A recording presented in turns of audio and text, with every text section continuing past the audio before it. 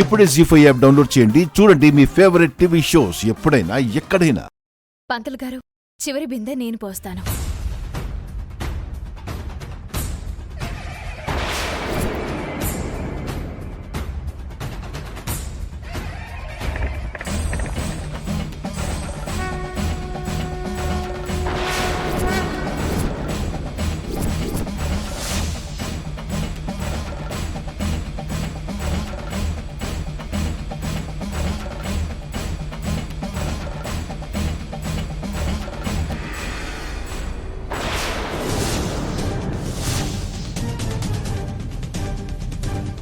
నిహారిక చీరంతా ఎర్రగా మారిపోయింది కదా, అందుకే నిహారికని పొడి చేస్తుందేమో.